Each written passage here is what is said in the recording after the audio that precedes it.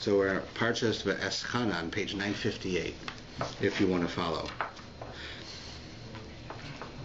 And Eschanan it doesn't have an extraordinary storyline like a lot of Parshas, well, like Bilam and Balak and Pinchas and all of these, but it has some very significant parts of the Torah in it. It has the Shema, it has the Ten Commandments, it has more. So we'll see a lot of very significant things. It begins in a different way than many other Parshas. Right? It doesn't say V'adabar Hashem LaMoshe Lemor, and of course, because we're in the book of Devarim, it would say differently. It doesn't even say these are the words of Moshe. It begins by saying Vayeschanan El Hashem Be'esa Hi Lemor, and here it says that Moshe is saying, I prayed to God at this time, and I said the following prayer. The word Vayeschanan is a word for prayer. It merely means like a request that a person has, a request with desire that a person has, but it tells us that he prayed. In fact, Rashi has an interesting point. He begins by saying, what does the word V'eschanan mean? So Rashi says, Ein chanun b'chol makom ela lashon matanas chinam. He says the word Eschanan has within it chanun. Chanun is the word, or Chanan is the root of it. And he says whenever you use that word, it means that you are getting a gift for free. You're not paying for it. What does he mean? That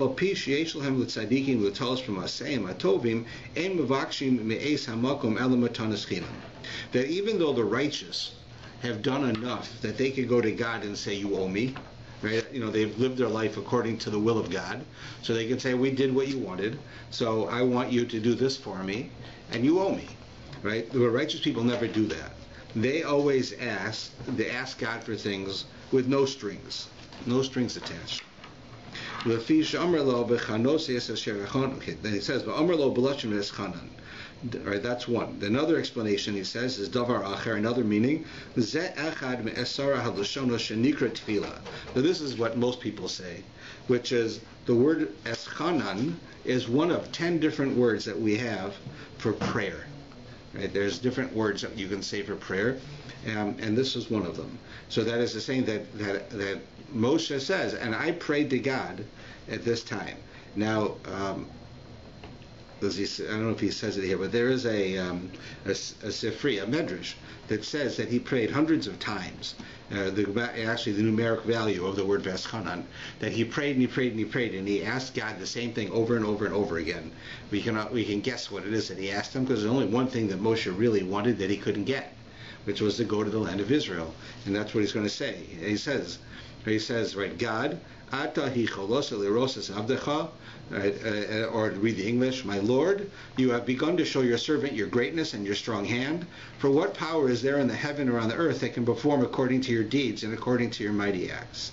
So he begins by saying, God, you have just begun to show your servant, meaning me, how great you are, how strong you are, the beauty of all the things that you've done based on the deeds that you've done. Right, and he's saying it as a question, and we go on, we'll understand the question. He says, now let me cross and see the good land is the other side of the Jordan, this good mountain and the Lebanon. So here he's saying, God, and we have to wonder why he puts this together. You just started to show me how strong and great and how you are and how beautiful all the things you've done are, period. Now do you think you let me go to the land? Well, what does one have to do with the other? In other words, if you want to pray to God to go to the land of Israel, just say, God, I want to go to the land of Israel. What is he saying? You've just shown me all of your greatness. So I saw a commentary that told us that the reason that he ties these two things together is because what Moshe is saying, that, for instance, that when it comes to the land of Israel, whatever's in the land of Israel is extraordinary. You have extraordinary mountains, extraordinary water, you have extraordinary everything. And even though to the untrained eye, you might tell me that the Alps are more beautiful than let's say, the hills of Sfat. Or you might tell me that the Mediterranean over by Italy is more beautiful than the Mediterranean by Israel. Or that that Mexico has nicer beaches than let's say Tel Aviv. So right. But the fact is, that's to the untrained eye. That means to say that on a level of personal desire, something that I like, right? Different people like different things. I think that the mountains in Switzerland are nicer. But when it comes to an objective reality, we understand that the most beautiful of anything that God did is in Israel. The most extraordinary that he did it is in Israel. Israel is a land that is filled with extremes. You have an extreme in that you can have this little country that has every type of weather at the same time. Right? You can go to Jerusalem and have snow, go to Eilat and have hot weather. You don't even have to go to Eilat because that's really outside of Israel. You can go to Beersheba, outside of traditional Israel. You can go to Beersheba and have hot weather. You can go to Mount Hermon and outside by Haifa, and you can go skiing all at the same time. Right? The weather is very very broad. You can have mountainous areas. You can have the low areas. You can have hot. You can have sandy, all at one time. Israel is like a microcosm of the world. Everything that you find, so to speak. So what Moshe is saying to God is, you've just shown me a little bit of your greatness. I want to see your real greatness. I really want to see you when you really work at it, when you've really done something special. So let me go to the land of Israel so I can see that. That's what it's telling us, right? That's why he ties together, God, you just began to show me how great you are and all the amazing things you've done. Now would you let me go to the land of Israel and see the pinnacle of it? So that's why he ties it together, right? And then it says, of course, but Hashem became angry, right, with me. Moshe says, why? Because of you, tells the Jewish people. And he didn't listen to me. Hashem said to me, it's too much for you. Do not continue to speak to me further about this matter. So here God tells Moshe, stop praying. It's enough. You've prayed and prayed and prayed. Now it's enough. Stop. That's what he's saying, right? Do not speak to me further about this. Don't keep asking me to go to the land of Israel. You've prayed 500 times to go to the land of Israel. I'm not going to let you go. Don't keep asking. Right, so that's exactly what he's telling us. And he says, ascend to the top of the cliff and raise your eyes westward, northward, southward, and eastward, and see with your eyes, for you shall not cross this Jordan. But you shall command Joshua and strengthen him, and he's going to go over. So now it sounds like God's just being cruel. I don't want to sound bad, but he goes, here Moshe has prayed over 500 times to God and asked him, all I want is let me finish my job. I was supposed to bring the Jews to Israel. Let me bring them to Israel. Let me go. And God doesn't let him go. And so he says, I really want to come. So God says to him, no, you can't go. And not only you can't go, I want you to go to the top of this mountain, and I want you to look all over, see the land of Israel. Go up and see it. But you can't cross.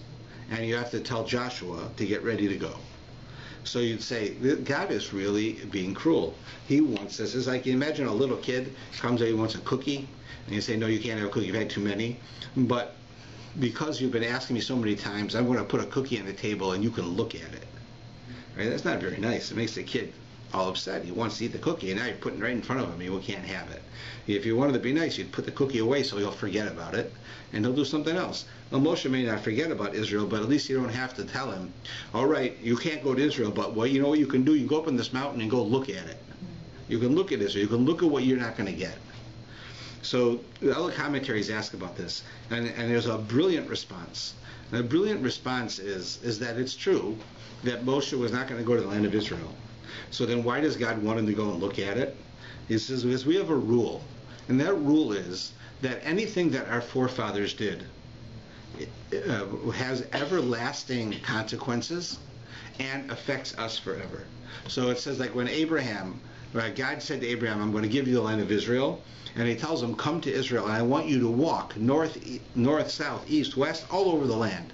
Why should he walk all over the land? Because that's how he's acquiring it. By walking on the land, it's becoming his. Right? So this is an action that is an action for us. So in the future, we know to do the same thing. That whatever our forefathers did has a message to us. Is telling us something. Moshe has another extraordinary thing about him. Because Moshe was on such an enormously high spiritual level, he was no longer fully human in the way that we are. In other words, there are certain things about him that changed. I don't mean physically. I mean, in a spiritual level, he was changed, and it had an effect on him. For instance, when man does something, whatever a man does, a human being does, whenever a human being does something, as soon as they do it, the thing that they've done becomes in a state of destruction. You make something, you build a house. As soon as you finish the house, it slowly starts to fall apart. It might take 500 years, but wood starts to come apart, metal starts to rust, nails start to weaken. Everything in the physical world is like that. You make a car, it only has a longevity of a certain number of years. No matter how well you make that car, you'll never can make a car that'll last forever. Human beings, everything that we do, even ourselves, the moment we're born, we're heading towards death. Even though we're not dying for many years, but we're getting closer to it. Right? There is nothing that is permanent that a human being can do. A human being cannot do anything that is eternal. It will all eventually head towards destruction. It could take 1,000 years. It could take an hour. Whatever it is, right? It's the human beings have that effect. However, with God, He can do things that are everlasting. Right? That's forever. And not only can He do them, He doesn't even have to do them. He has to just think them. And if He thinks something, God says, for instance, let there be light. There was light. If you and I say, let there be light, the lights don't go on. We have to not only say it, then we have to go do it, right? In God's case, we have two differences. Whatever God does is eternal, and whatever God thinks will happen. Right? He doesn't have to do it. We have to think it, cause our hand to do it, and our hand does it. But whatever we do is temporary. So now you have, on one hand, you have God, who everything He does is eternal, and He doesn't have to actually do it. He has to think it. Human beings, on the other hand, have to do it, and nothing they do is eternal. Then you have Moshe, who's in the middle. And whatever Moshe did was eternal. But he had to do it. He couldn't think it like God. So he was on a different level than human beings. So when Moshe, for instance, they say, you know why they didn't, God ultimately, because of us, God did not send Moshe into Israel? Because if God had sent Moshe into Israel, and Moshe had brought the Jewish people, then the Jewish people never could have left Israel, because whatever Moshe did was eternal. So if the Jewish people went into Israel with him, they would stay in Israel. They wouldn't be able to leave. And so when the time would come in history that we know has happened, we just dealt with it yesterday, where the temple would be destroyed and the Jews would be exiled, the Talmud says that this was actually a kindness. That if God took out His anger on His house, on the temple, and He banished us from the land. But if He couldn't banish us from the land, if we had to stay in the land, He would have killed us. Right? It would have been much worse. So by virtue of the fact that God sent us out, right, it was a kindness compared to what it could have been. If Moshe had taken the Jews in the land of Israel, then God wouldn't have been able to send us out, because we would have been eternally in the land of Israel. Which means when God was going to punish the Jewish people, He would have to punish them physically in the land, not by banishing them, and not by taking His anger out in a building. So though we see that was an answer, one of the reasons why He didn't let Moshe go, because He saw the future. However, that doesn't relate to our point here. Why does He not let him go? But He tells him, go up on the mountain and take a look at the land. Right? I want you to go up there and you think you'll feel bad now. I'm going to make you real bad. I'm not going to let you go to the land of Israel. You feel bad. I'm going to make you go stare at the land of Israel and tell you can't come. That's really feel bad. Now God is not cruel. So why is He doing it? So what I just gave you the explanation now will fit together. What happens is we know that throughout history, Jews have wanted to go to Israel. Wherever they're from, whatever generation it is, Jews walked to Israel, Jews took boats to Israel, Jews did all kinds of things to go live in Israel. It's been very important to Jews throughout history to live in Israel. Some people want to live there, some people want to be buried there, but whatever the case is, being in Israel is an important thing to Jews. And today, it's a breeze. Today, you spend $1,000, you can go to Israel. But back then, you could spend whatever you wanted. You had to walk from one country to the next and go to the water and get on a boat, and the boat could sink. You don't know what will happen, and you finally end up in Israel after a lot of money and a lot of time. Today is nothing to it. I can just go down to the airport. Within 24 hours, I could leave and fly to Israel, no matter when.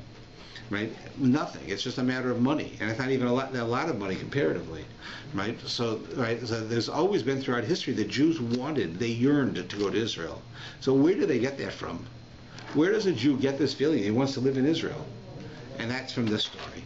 Because what God was doing was not being cruel to Moshe. He was embedding within Moshe that Moshe would go up on the mountain, he'd look at Israel, and he'd have this enormous emotional response. I want to go there. Look how beautiful this is. This is the end of my task. My job on earth was to bring the Jews into Israel, and I can't even finish it. And I want to go there. Look how wonderful it is. So Moshe's yearning to go into the land of Israel, God wanted him to do that.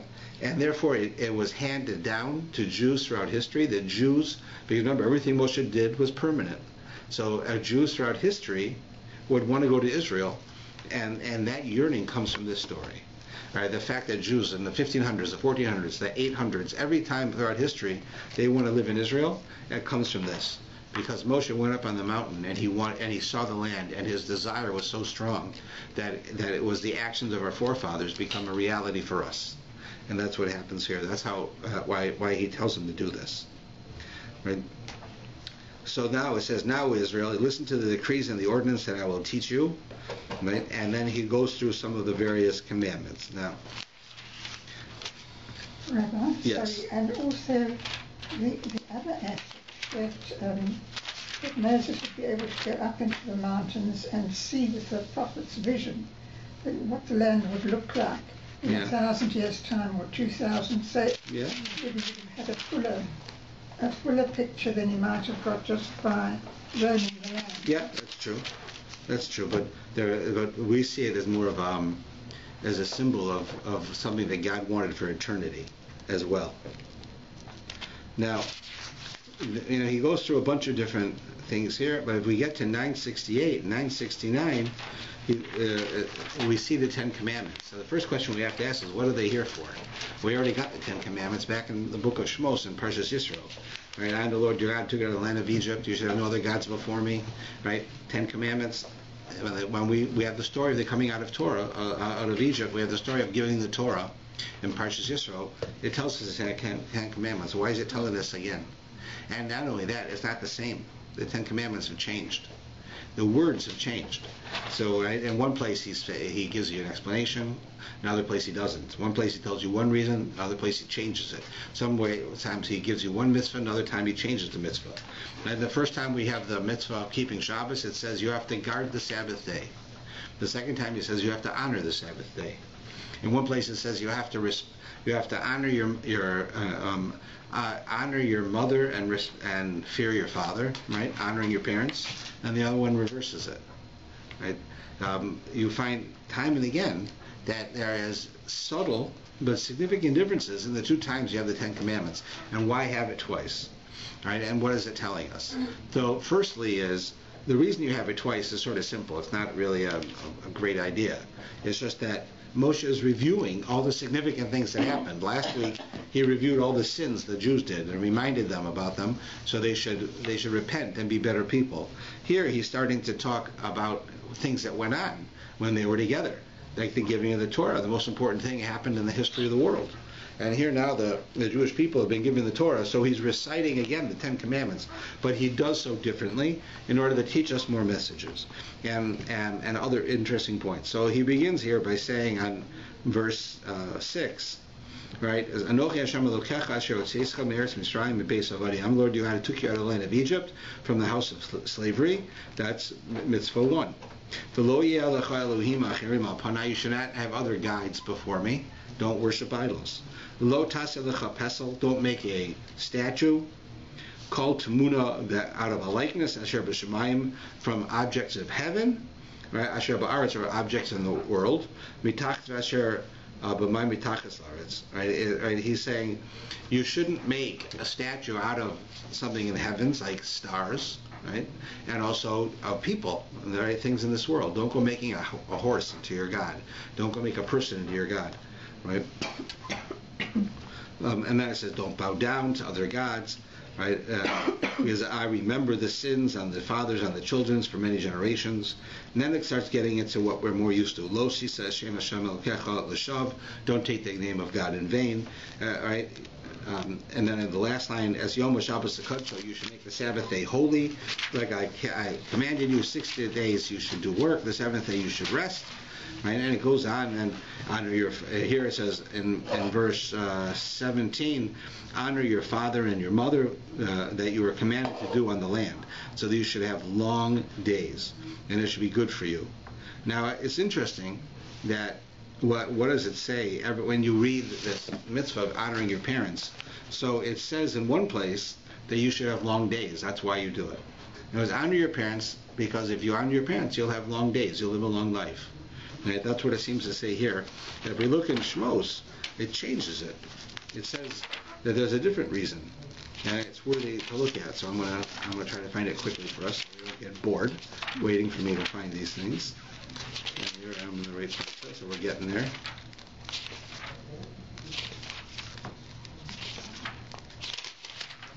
Okay, I got the commandments, and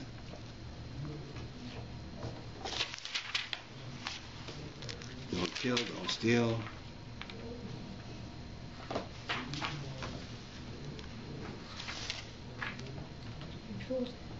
What?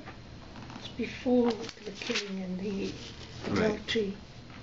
Honor your parents. Yeah, honor your father and your mother, so that your days will be lengthened on the land that Hashem gives you. And here it says, honor your father and your mother as Hashem your God commanded you, so your days will be lengthened and will be good for you upon the land that Hashem gave you. Right? So here we have right, honoring your father and your mother, and honoring your father and your mother. But if you read it in the Hebrew, there seems to be a bit of a difference between the two cases. One of them tells you the basic reason is for a long life, and one of them says so you should inherit the land. Right? So those are the two reasons: inheriting the land and having a long life. So you see differences in the Ten Commandments, and there's many more. Some of them I just mentioned, but there's even more than that. Now, they say that one of the oddest of the Ten Commandments, I mean, don't murder. That's pretty serious. Don't steal. Right? But one of them says, don't be jealous of your friend's objects. Right? It has different ones, of his wife, of his house. Right? Don't be jealous of them. So you say, why? Why does it say that? Like, why is that so important? I can understand don't murder. That's a big one, right? Don't murder. Yeah, maybe you want to say keep Passover is a big one, but don't be jealous of your friend's house. Don't be jealous of your friend's wife. And that's what it says. Well, why is that such a serious thing? So we can understand this. There's a famous parable given by the Ibn Ezra. It's one of the early commentators, and he said, imagine that you have this big house that you live in, and you happen to live next door to the castle where the prince or the king and the queen live, and their family. Right? So you live next door to Buckingham Castle, and you look out your window, and the princess is outside in the backyard playing croquet or whatever they do with themselves, and she's dressed elegantly and she's beautiful, and there's nobody there besides her, Michelle by herself, and that's how she dresses. And here you're a young man and you see her, right? Now you hear that she got engaged. So are you jealous that she got engaged? Maybe you want to marry her. But the fact is, like if it was me, the princess, I guess, ridiculous. I'm not going to marry the princess. And I don't mean just because I'm Jewish and she's not Jewish. I mean, the princess is a whole different world. I'm a regular person. I'm not royalty. I'm not jealous of royalty because they're at a different level than me. I don't expect that royalty is going to even look at me twice, because that's just how it is in the world. So would I be jealous that the princess gets married, or feel like I want to marry the princess? There's no basis for it. We're different worlds. It's just not going to happen. Right? That idea is what it means when it says to don't be jealous. Because if you're not jealous, I'm not jealous of the princess because it's a different world from me. So I have to understand that every person is different. Every one of us is different. God created us all different. And we all have our strengths, our weaknesses, we have our gifts, we have our flaws, we have things we need, things we have, things we want, and it's very particular. God gives each person exactly what they need. So if I believe that to be true, then it's not possible for me to be jealous of anything that person has, because God made that person with special needs and special gifts. And then he made me with different ones. So how could I, who has been created differently, be jealous of what this person has when it has nothing to do with me? Like, I'm not going to be jealous of a guy who goes out and he buys a $10,000 guitar, because I don't play guitar, so I have no interest in it. So I'm not going to be jealous of him, because it's a whole different thing. And then if we understand that each person is different, and that God created each person and gave that person what they need, means that I can't be jealous of what that person has, because God gave me what I need, not what he needs.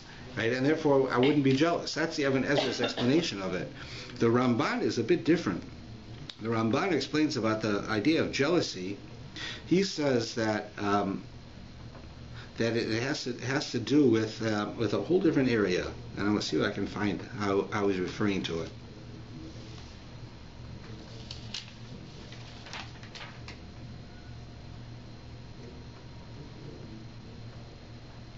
Well, basically, I think that we can understand it. I don't really see how we can tie it in, right? But I think if we understand it right, what we're getting is an important message, that every person is created by God in the image of God. That means that every person is perfect.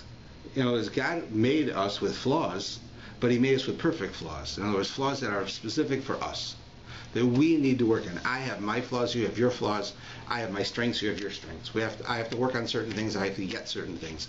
If a God says that in order for me to really be able to fulfill my soul and to be able to serve God, I need to be able to be rich. And another person has to be able to be poor to do their job, because God knows what we need. So therefore, if I was the one who was poor and my neighbor was the one that's rich, how could I be jealous of him? He needs to be rich. I don't need to be rich. I need to be poor. That's what's better for me. Each person gets what he needs. And if you're jealous of somebody else, then you're jealous. Right? You're saying that God was wrong. God created me wrong. God created me with a need to, let's say, God created me with a need that I have the ability to inspire people through speaking, right? But I don't have the ability to help people with their checkbook. I can't add very well. So if that other guy adds well, he's got a gift. That's what he's good at. I'm not jealous that he acts well. That he adds well. That's something my soul needs. So I'm only jealous of what my soul needs. Otherwise, I'm saying God made a mistake. He gave him what I'm supposed to have. That's a mistake, and we don't believe God makes mistakes. So that's one of the ideas behind this one. It's worthy of keeping in mind. Also, right, it says that when it comes to Shabbos, in one place it said you should guard the Sabbath, and one place it says you should honor the Sabbath. It changes the wording in the two Ten Commandments. And the Talmud says that actually that Hashem said both of these words, honor and keep, or guard, at the same moment. That is to say, a human being can't do this. A human being can't say two things at once. I always used to hear from my mother when she'd be on the phone. I'd be trying to talk to her at the same time. She'd say, I can't even hear two things at once, right? Don't talk to me when I'm on the phone. I'm trying to listen, right? I can't hear two things at once. You also can't say two things at once. You only have one mouth. You can only say one thing at a time, right?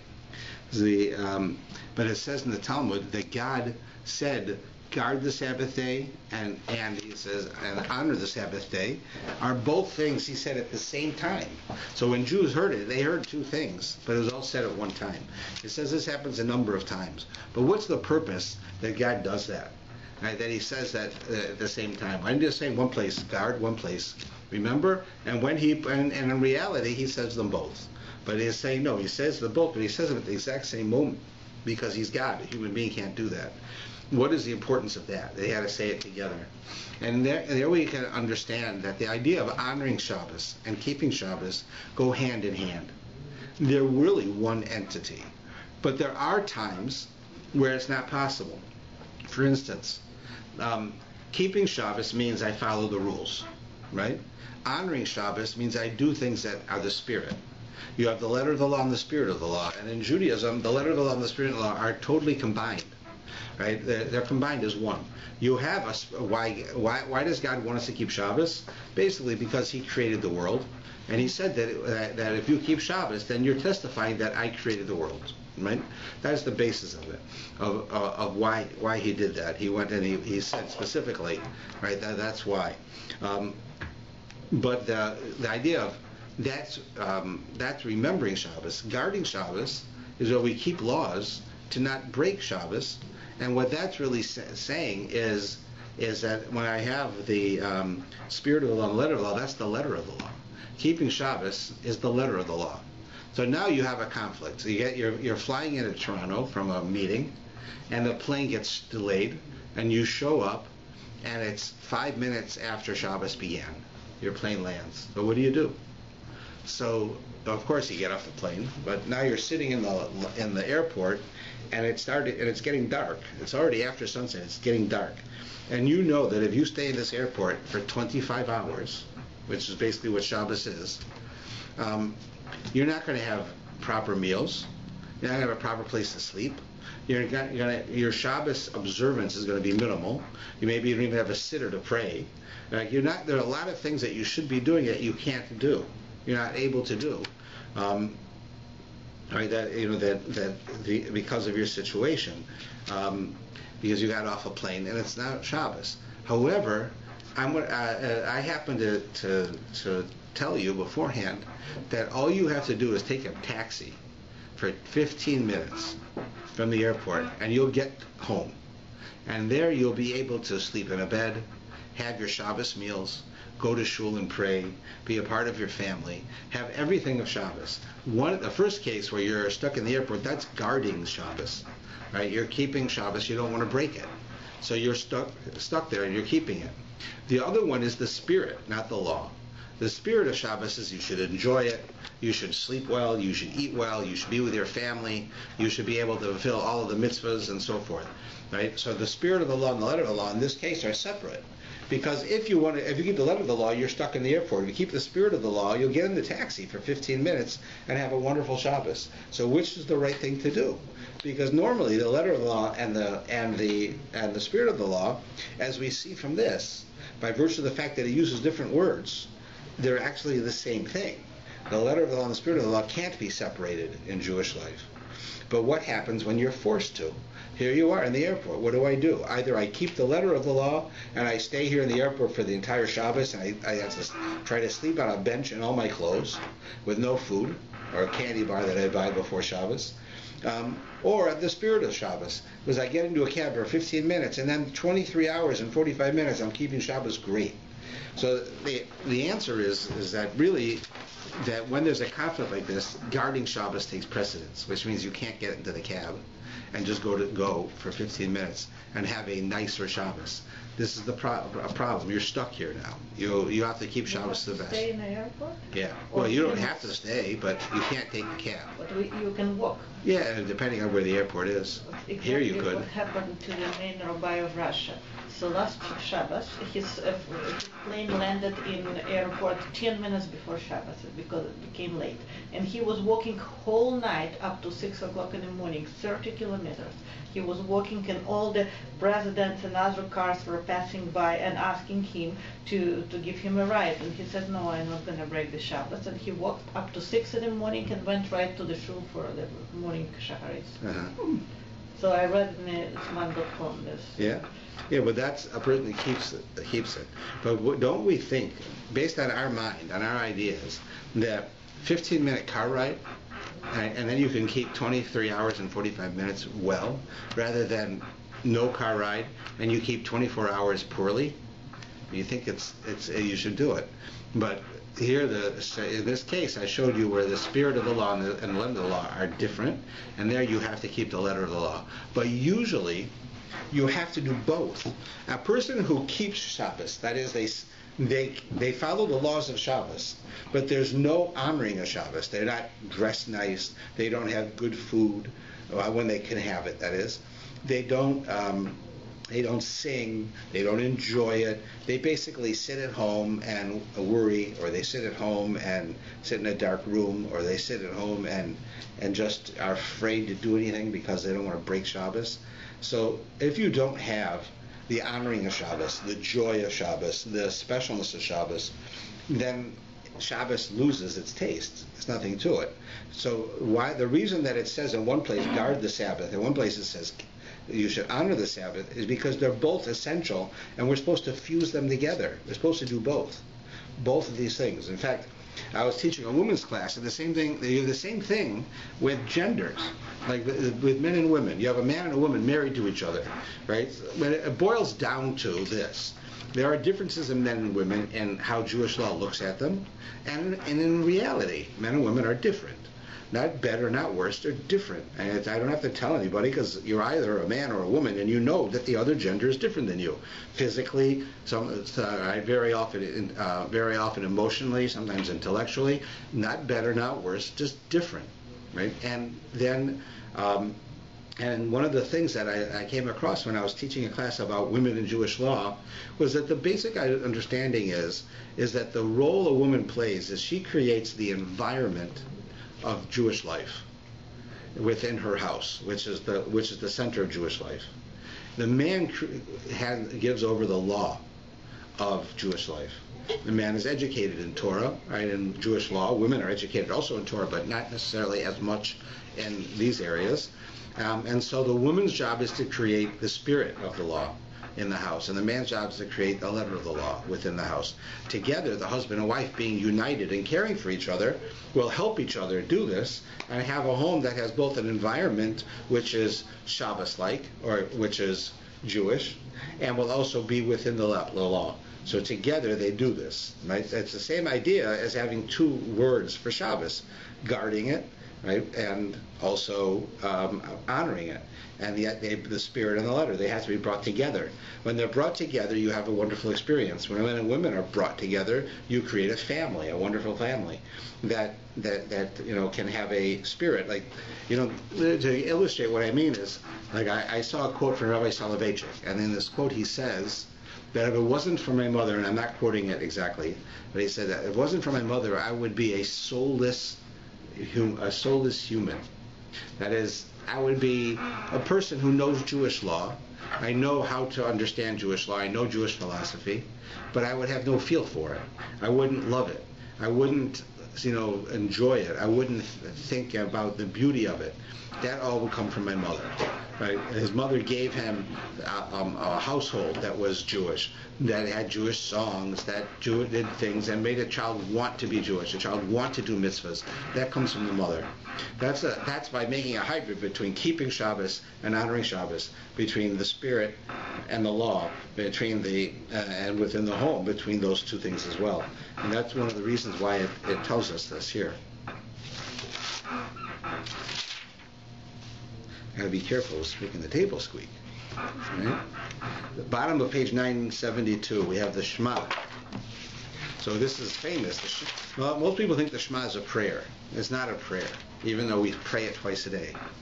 It's a declaration of faith. It is the American Pledge of Allegiance. Right? It's a statement that this is what I believe. Shema Yisrael. Right? You get up and you say, okay, listen, everybody. Right? Hashem is my God, and Hashem is one. Right? That's what you're saying. You're making a statement. You're not praying to God. You're stating something. This is a fact. That's why Jews, before they died throughout history, used to say this. They would say the Shema. But when somebody was going to kill them, right, the Holocaust, the pogroms, anything, right, the Inquisition, until recent times, a Jew always said the Shema before they died, because the Shema was a statement that I believe in God and I believe in one God. Today, we believe in one God is not a big idea. It's not a real exciting idea. It's everybody believes in one God now, right? Pretty much everybody does. Not everyone, but almost everyone. And but originally it was a radical concept. So you say, I believe in God and I believe in one God. That's an amazing statement that a person makes. So the Shema is not a prayer. It's a declaration of faith.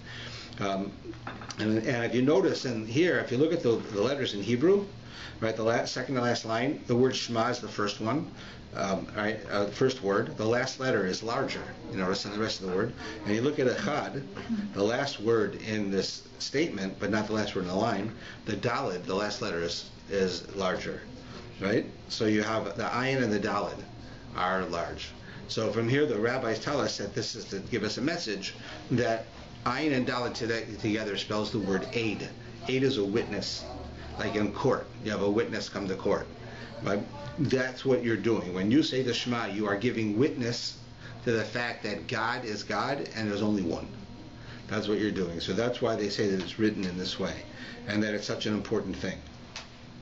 Right? Then it goes into the whole first paragraph of the Shema, which presents a lot of issues. You should love the Lord your God with all your soul, with all your heart, with all your soul, all your might.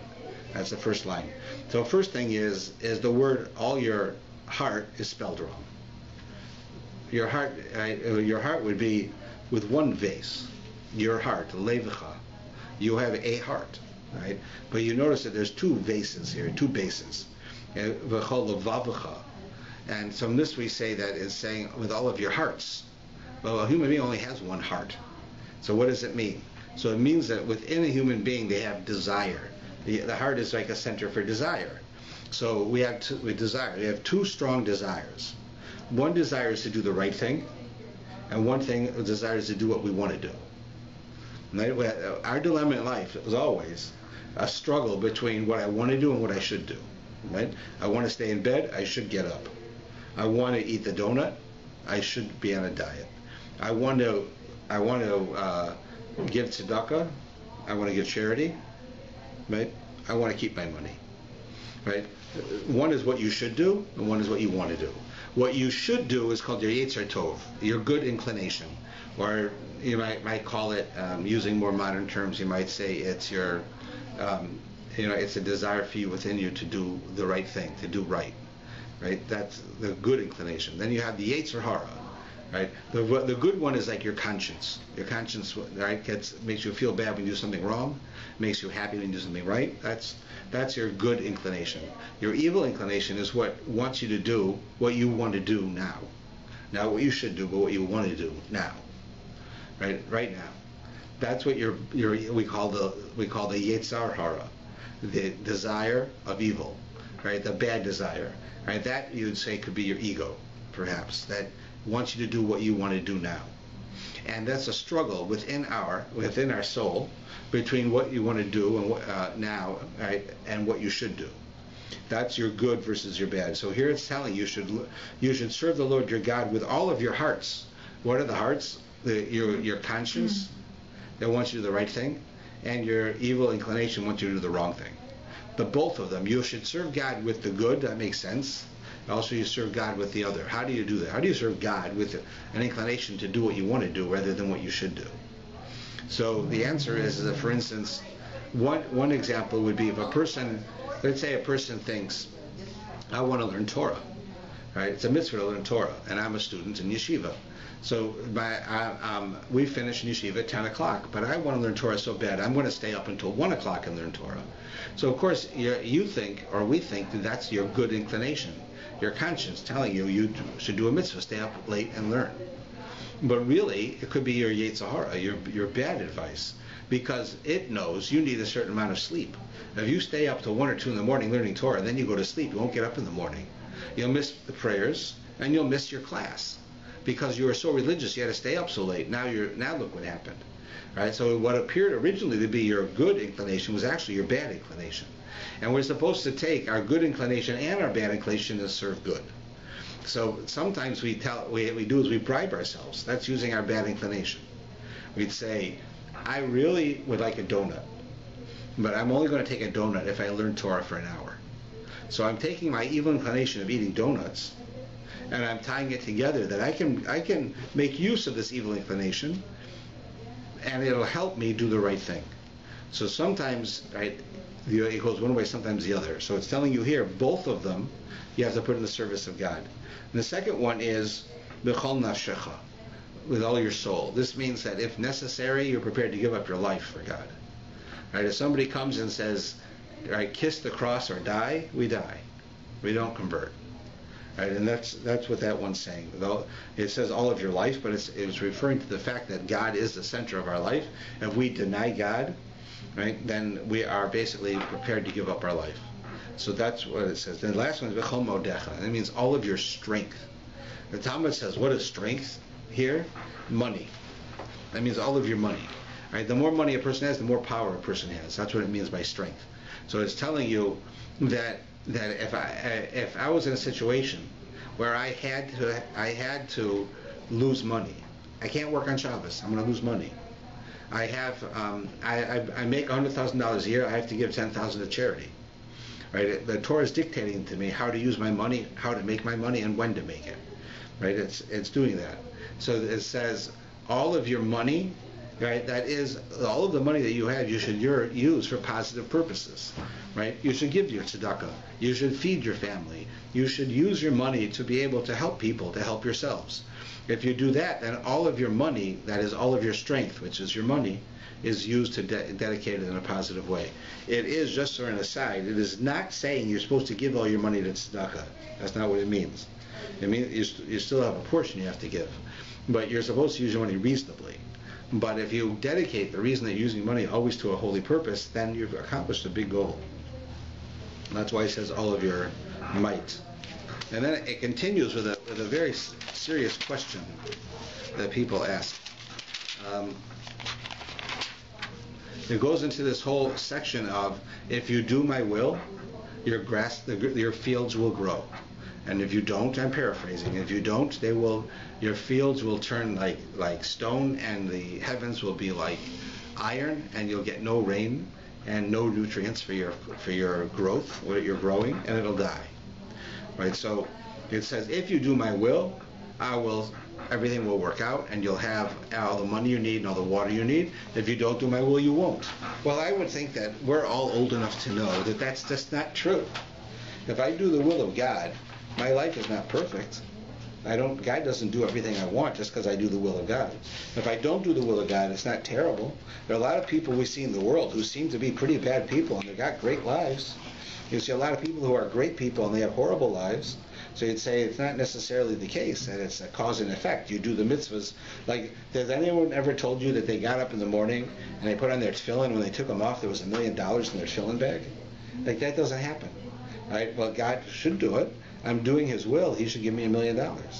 Right? You also don't have, when a person sins, right? A person goes and breaks Shabbos, let's say, and they don't usually, but they go and they break Shabbos this week, and not for a good reason. Right? So that person is going against, right, what we should be doing, and there's negative ramifications. So did you ever see a Jewish person, go to McDonald's and buy a hamburger, bite it, and die, or their stomach falls off? I never saw that. So it doesn't seem to be accurate that what we say here, that if you do my will, then you will have, the rain will fall accordingly, and your fields will grow, and you'll have money. That's right. For a farmer, that's exactly what you need. You need rain, and you need the crops. Right? So it's using that as an example. But if you're a lawyer, it means clients. If you're a doctor, it means patients. Right? If you're in business, it means that you have people coming to buy your stuff. It doesn't mean literally just this one example. In every area. But it's just not true. People who do good do not always come out ahead. People who do bad do not always fail. So what is it telling you? So this is what it's saying. It's saying to us that the world, 99.9% of the world runs by instinct. It runs because that's what it does. When God created the world, He created rules. A rule of gravity, right? Rules of motion. He created all these rules. And He said that when He created all of these rules in the world, right, there was only one variable in the world that could go against it. Like, a dog is a dog. A dog can't think it's a cat. A dog eats dog food. It won't eat cat food. It doesn't change. It's just how it is. You can't find a dog that decides it's going to be a zebra. You can't even find a dog that decides it's going to be a homosexual. It's just not the case. A dog is a dog. He doesn't think it through. It's instinct. Everything is instinct, right? There's only one entity in the world that does not live by instinct. That's human beings. Human beings have intellect. We have what we have perceived to be independence. That we're independent to do what we want. We could do good or we could do bad. A dog will act like a dog until he dies. There's no thought process going on there. He's just doing what comes natural to him. We, on the other hand, have a thought process for everything. If we don't perfect medicine, we'll all die. We'll die from sicknesses. If we don't do things to try to make the world a better place, then it'll be a worse place. We are different in this way, that as human beings, that we have free will and we can choose to do the will of God or not. Right? God tells us, I want you to pray 3 times a day. And what if you don't? You choose, I say, I'm not going to listen. It doesn't seem like anything happens. Right? But in reality, what the Shema is telling us is a very important point. it says that if all of the world is running without free will, it's running because that's how God programmed it. So He basically did is God made circles. He made circles. An animal is born down here. He lives his life. Let's say it's a cow, and he gives you milk, and then he gets slaughtered, and he gives you meat, and now he's dead, and the body gets absorbed into the ground. It makes the grass grow better, which causes more oxygen, which causes that when the rain falls, it gets absorbed better, and then the rain goes back up and absorbed into the heavens, and it comes back. That's a circle. There's many of these circles in Jewish life that cause a person without choice. These things are going to act correctly. So you imagine now we have a machine. I have a machine that has 100 cogs in this machine, and 99 of those cogs don't have the ability to think.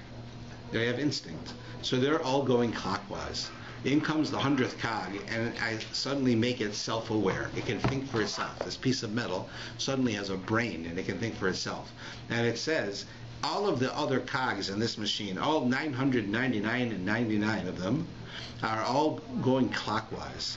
Well, I'm going to go counterclockwise. I'm going to go the opposite direction. Now, everything else doesn't have that choice. We have that choice. And what does that choice mean? God says to us, do the mitzvahs. And I choose not to. Right? He's not going to necessarily do anything immediate to me for my not doing it. But what happens is that when we have to do, God says we have to do mitzvahs, we have to become one with the world, that just like the rest of the world is doing the will of God. A dog is being a dog, that's the will of God. A fish is a fish, that's the will of God. But a human is not necessarily as human as we should be, because we go against the word of God very often. We do what we want to do. So they're telling you here that if you would do the right thing, that means you're one with the world. You are the only variable that's not following these circles that is everything in the world. The one variable is you. You can choose not to do it. But if you choose to do it, you become one with the world, and everything runs right. Everything is working very well. As long as you're not doing it, what happens is if you have a machine, in the machine you have 200 cogs, they're all going clockwise. In I come, and I'm a cog, and I'm number 200, and I decide I'm going counterclockwise. So all the cogs around me are going to run poorly, because I've got this one cog going the wrong direction. So it's not going to work so well. So when that happens, where it doesn't work right because I've done that, right? We see that then when we've done it correctly, the world is running correctly. What does it mean the world's running correctly? It means there'll be no famines, because famine is when the world's not running right. God created the world where people had food, right? There'll be no hurricanes. There'll be no volcanoes that kill people, because God didn't bring us in the world to get killed by a mountain, to get killed by something like that. It's the only reason it happens is because we're playing a role in the world, and we're not following what we're supposed to do. Everything else follows what it's supposed to do because it has no choice. We have choice. If we choose to do the right thing, then the rain will fall and nourish the plants, not because it's a reward for what I'm doing, but because that's how it works. Everything's working fine now. The one thing that wasn't working fine was me. Now that I'm working fine, everything's working fine. The machine that I made, everything's going clockwise, and it's making its objects. But if suddenly I decide I'm going to go counterclockwise and I'm not going to do the will of God, then my machine, which has 200 cogs, will still operate, but not operate as well. And because it doesn't operate as well, some people won't be helped. So what the Shema is saying to you here is that what's important to understand is that there is reward and punishment in the world. There is such a thing. If you do good things, you'll be rewarded. You do things that aren't so good, you will be punished. These are facts, right? And one of the ways to see it is in this line of the Shema, because it says God created a wonderful world, a great world. And if you want to be one with the world, where the world is running correctly, then you have to follow with certain rules. If you don't want to, then you do different rules. But our rules that the Torah gives us are standard to teach us to do this. And then our world becomes a better world. And therefore it's not a reward for doing a mitzvah, is that you get to have the Messiah come, or you get to have peace where you live. That's not the reward for doing a mitzvah. That's a vehicle, right? But it's not a reward. And therefore we understand that we're not rewarded for doing the mitzvahs. We are now making the world one. It's now running in a united way, because the only group that can do this and not by not doing mitzvahs are humans. A dog can't go and decide I'm going to break Shabbos. A cat doesn't have to eat matzah on Passover. Right? They do what they have to do. We're the ones who rebel.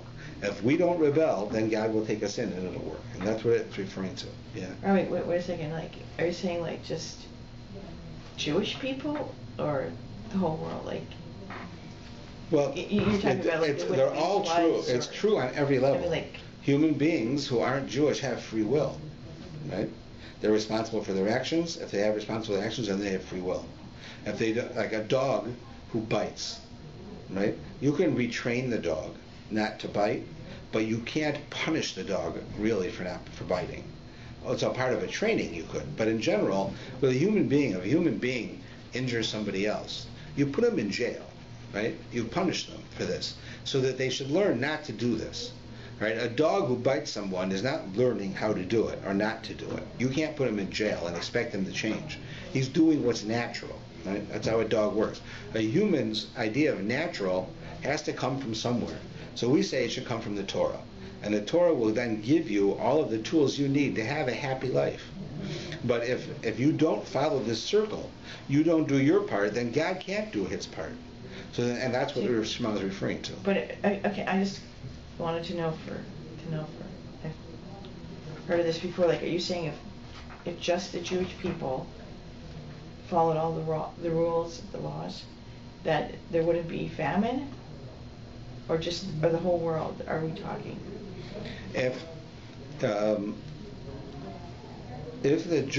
Jewish people would follow the Torah completely, right?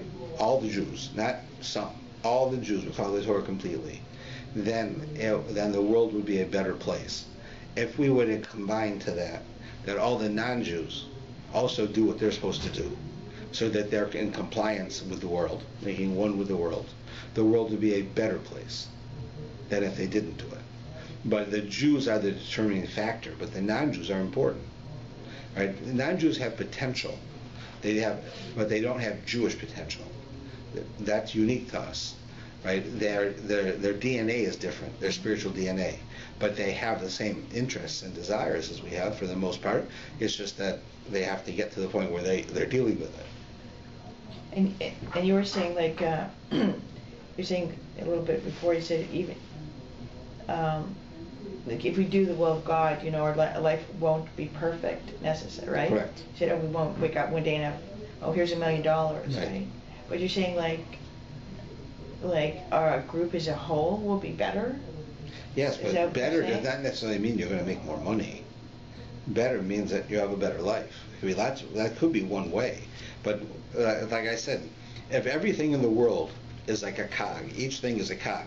The rain comes down, gets absorbed into the ground, right? It causes grass to grow, which causes animals to eat it, which causes the animals to die, their bodies go back into the ground, nourishes the ground. The liquid that was in the ground goes back up into the heavens. Now it comes back down again as rain. That's a circle. Right? It's just a big circle. The rain comes down, goes into the ground, causes the grass. The grass is eaten by the cow dies, nourishes the ground. That's a circle. The water comes down, water goes back up, right? It evaporates, goes back up. So that's another circle. When plants breathe, right, they breathe what we exhale, and we exhale what they breathe. That's a circle. Right? God made thousands or millions of these circles that make the world run. Right? These cycles. Everything in the world runs in a circle. The only object in the world that runs in a circle, that can choose to not run in a circle, is us. Human beings. Not just Jews. Human beings. Human beings have the ability to do what they want to do. A dog cannot become a cat. You'll never find a dog that's going to go and tell the head dog, I'm a cat in a dog's body. That's not going to happen. You'll find it only by people, where people say, I'm a woman in a man's body. People will say, I'm a non-Jew, but I should have been born a Jew. I'm a Jew, and I'm unhappy. All the different things that people say are because they're either following or not following the Torah. They're not following the way that they were created. So the human being's machine could be going at 3 miles an hour clockwise, and suddenly you show up and say, I'm not going to do it. Now the machine's stalling. Now, when you put that into the big machine of 200 cogs, right, 199 are going correctly, one is not going correctly. The 199 that are going correctly will certainly surpass that one. But that one plays a role, it has an effect. So it's the same thing with us.